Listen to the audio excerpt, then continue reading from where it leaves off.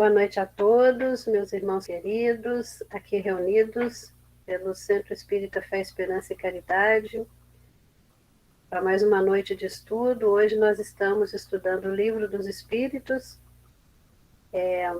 uma leitura e um estudo que nos faz muita diferença, é um estudo que nos traz novas maneiras de rever, de pensar essa doutrina maravilhosa.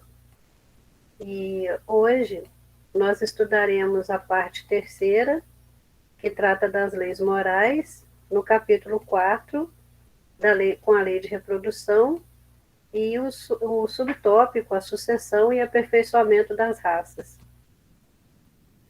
A questão 690 foi trabalhada pela Claudinha no último estudo, e a Claudinha já fez toda aquela explicação a respeito de raça, que vocês devem se lembrar. E a questão 691, Kardec pergunta: qual é, do ponto de vista físico, a característica distintiva e dominante das raças primitivas? Pela ilustração aqui já dá para a gente perceber alguma coisa, mas a resposta dos espíritos foi bem clara: o desenvolvimento da força bruta em vez da intelectual. Atualmente ocorre o contrário: o homem faz mais pela inteligência do que pela força do corpo, e entretanto faz 100 vezes mais, porque soube aproveitar as forças da natureza, o que os animais não conseguem fazer. Então, essa questão 691, ela é bem clara para a gente, deixando bem claro para a gente, né, do ponto de vista físico, o que distingue as raças, né, primitivas das raças atuais, né? Então, é a questão da força bruta. Antigamente, tudo valia pela força bruta. Hoje, pelo contrário, hoje nós procuramos utilizar mais a questão da inteligência para que a gente possa fazer mais, utilizando menos energia física, guardando essa energia física para outras atividades. Continuando, nós temos a questão 692, que diz assim: o aperfeiçoamento genético das raças animais e dos vegetais pela ciência é contrária à lei natural? Kardec pergunta: estaria mais conforme com essa lei deixar as coisas seguirem seu curso normal? E os espíritos respondem: tudo se deve fazer para chegar à perfeição. E o próprio homem é um instrumento de que Deus se serve para atingir os seus propósitos, sendo a perfeição o objetivo para o qual tende a natureza. Favorecer essa perfeição é corresponder aos desígnios de Deus.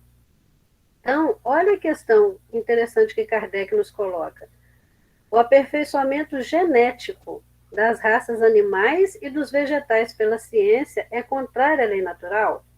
Então, apesar da resposta dos espíritos ser bem clara com relação a isso, né, que o homem é um instrumento de que Deus se serve para atingir os seus propósitos, eu trouxe para nos deixar mais clara essa questão um artigo de um ex-pesquisador da Embrapa, que também foi professor da Universidade de Brasília, Carlos Alberto dos Santos, em que ele dizia assim: o melhoramento genético de plantas e animais, cujos fundamentos ou bases científicas estão na biologia, uma das chamadas ciências da natureza, é de significativa importância socioeconômica, por seus efeitos no aumento da produtividade, na melhoria da qualidade, no controle de doenças e pragas, etc., de diversos agroprodutos, como arroz, feijão, milho, mandioca, o trigo, hortaliças, fruteiras, bovinos, suínos,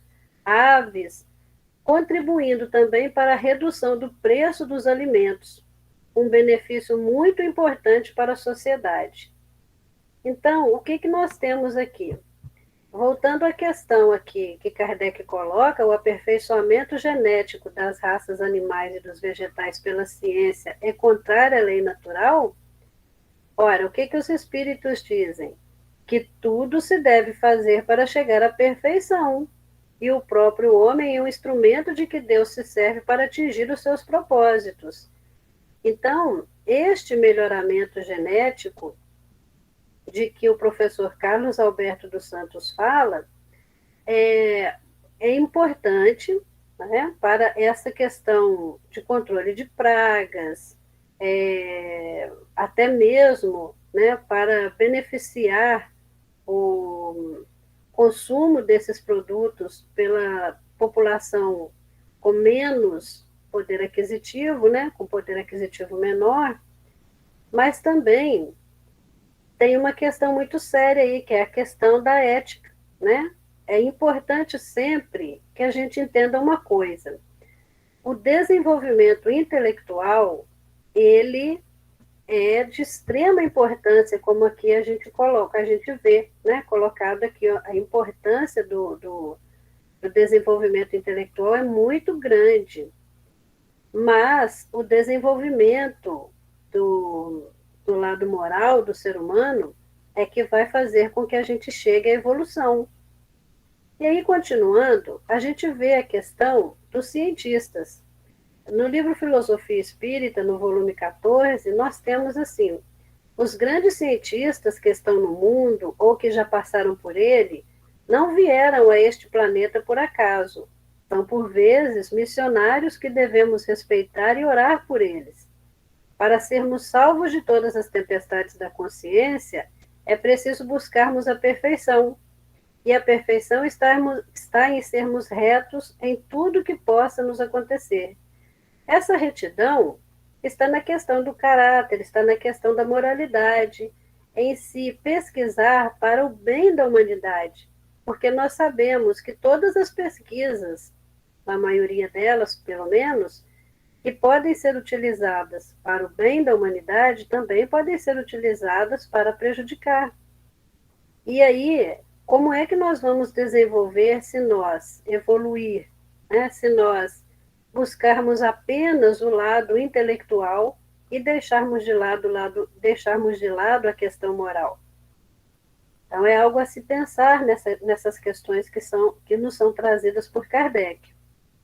Na questão 692A, Kardec pergunta: mas o homem somente se esforça para o melhoramento dessas raças por interesse pessoal e raramente tem outro objetivo senão o aumento de seus prazeres. Isso não diminui o seu mérito? E os espíritos respondem: que importa que seu mérito seja nulo, contanto que o progresso se faça? Cabe a ele tornar seu trabalho meritório pela ação. Aliás, por meio desse trabalho, exerce e desenvolve sua inteligência, e é sob esse aspecto que obtém maior proveito. Então, a gente vê aqui a questão, né, de uma das asas da evolução, que é a intelectualidade, vai ser desenvolvida através da busca do melhoramento das raças, né, como foi colocado anteriormente, explicado anteriormente pela Claudinha. Essa questão intelectual é muito importante, colocar a inteligência da gente, né, no esforço de melhorar o que já está criado, né, a criação de Deus, é uma bênção. Então, nós temos esse dever, enquanto filhos de Deus, melhorar e desenvolver cada vez mais, não estagnar. A estagnação não traz evolução, isso é óbvio, né? Porém, nós temos que tomar muito cuidado para que esse desenvolvimento intelectual não atrapalhe o desenvolvimento moral. É a questão séria que se coloca aqui. Resumindo o que se passa, né, esse tópico que ficou para eu e a Claudinha estudarmos, há raças humanas que decrescem, mas outras lhe terão tomado lugar, como outras um dia tomarão o lugar das atuais. Os homens atuais não formam uma criação nova, pois são os mesmos espíritos que voltaram para se aperfeiçoar em novos corpos, mas que ainda estão longe da perfeição, somos nós. Assim, a atual raça humana que pelo seu crescimento tende a invadir a Terra e a substituir as raças que se extinguem, terá sua fase de crescimento e de desaparição. Substituí-la-ão outras raças mais aperfeiçoadas que descenderão da atual, como os homens civilizados de hoje descendem dos seres brutos e selvagens dos tempos primitivos. A origem das raças se perde na noite dos tempos. As raças animais e vegetais podem ser aperfeiçoadas pela ciência. Sendo a perfeição a meta para que tende a natureza, favorecer essa perfeição é corresponder às vistas de Deus. Então, neste tópico, né, sucessão e aperfeiçoamento das raças, nós vemos que é o nosso trabalho cotidiano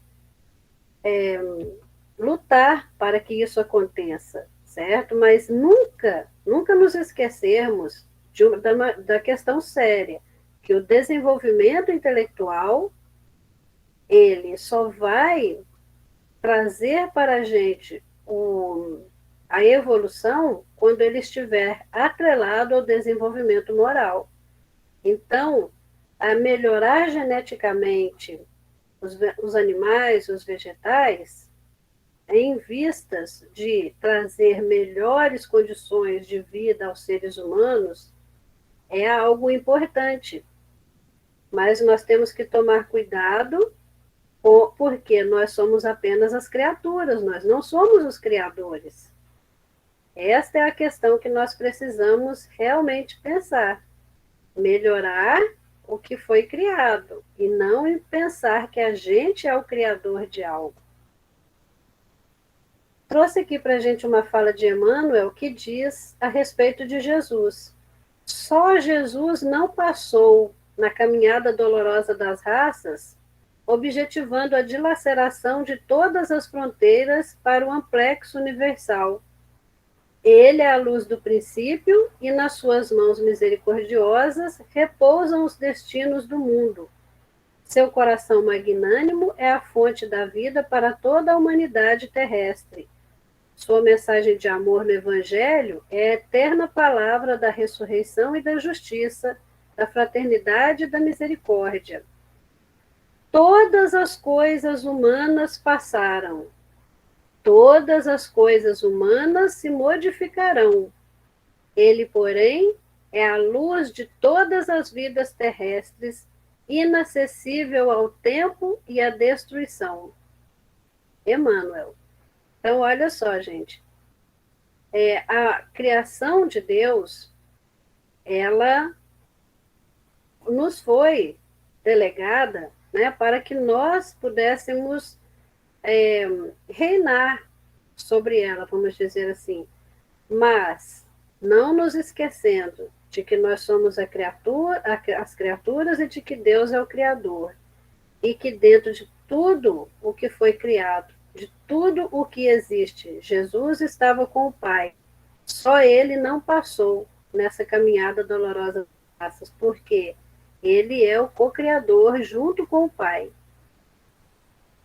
Então, eu agradeço a todos por esses momentos que nós tivemos aqui de estudo e peço a Deus que abençoe a nós todos e que nós possamos refletir a respeito da sua criação e o nosso papel na sucessão, né, e no melhoramento das raças.